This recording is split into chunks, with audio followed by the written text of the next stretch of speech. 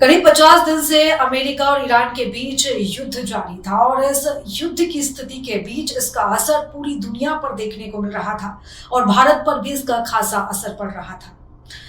इधर ईरान और अमेरिका के बीच सीज फायर का ऐलान हुआ, इधर इजराइल और लेबनान के बीच भी सीज फायर का ऐलान हुआ और ईरान ने भी अब हॉर्मुज स्ट्रेट खोलने का ऐलान किया।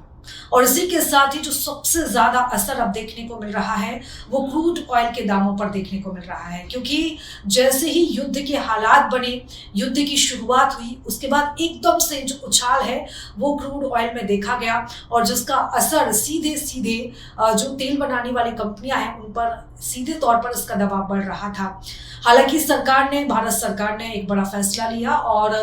आम नागरिकों पर महंगाई का बोझ ना बढ़े, आम नागरिक इससे प्रभावित ना हो, इसके लिए सरकार ने एक्साइज ड्यूटी घटाने का जो है वो काम किया था। और इसी के साथ ही जो तेल बनाने वाली कंपनियां हैं उन्हें एक बड़ी राहत दी थी कि वो जो दाम चल रहा है उसी दाम पर इस तेल को आम जनता को मुहैया करें। इसके लिए सरकार ने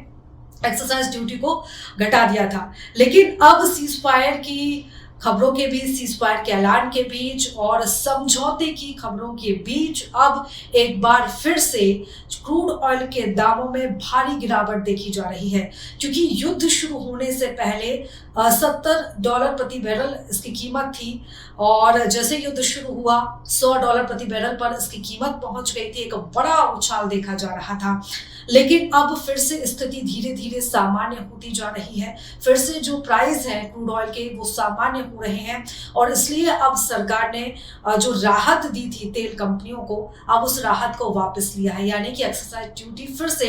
एज इट इज अप कर दी गई है। हालांकि आम नागरिकों पर ये असर ना पड़े, ये भी सरकार ने सुनिश्चित किया है। वहीं बात करें अमेरिका और ईरान की, तो अब दोनों देशों के बीच अब दूसरे दौर की बातचीत 20 अप्रैल को प्रस्तावित है। संभावना है कि दोनों देश एक दूसरे से बात करेंगे, क्योंकि दोनों ही देशों की तरफ से एक दूसरे पर कुछ शर्तें थोपी जा रही हैं, कुछ नियम रखे जा रहे हैं। दावा ये किया जा रहा है ईरान की तरफ से कि अगर अमेरिका इन बातों को मान लेता है तो शांति की ओर हम आगे बढ़ सकते हैं। इधर अमेरिका भी बड़े बड़े दावे कर रहा है। अमेरिका का ये कहना है कि ईरान ने उनकी तमाम शर्तों को मान लिया है। हालांकि देखिए अभी दोनों ही देशों की तरफ से बयानबाजी का दौर जारी है, लेकिन जिस तरीके से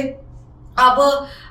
अमेरिका ने यहाँ पर अमेरिका बैकफुट पर नजर आ रहा है, ऐसे में अब उम्मीद काफी ज्यादा बढ़ चुकी है कि आम लोगों को महंगाई से भी राहत मिलेगी, युद्ध के आसार खत्म होंगे, युद्ध की संभावनाएं खत्म होंगी और अगर शांति होती है तो इसका असर पूरे देश पर, पूरी दुनिया में देखने को मिलेगा।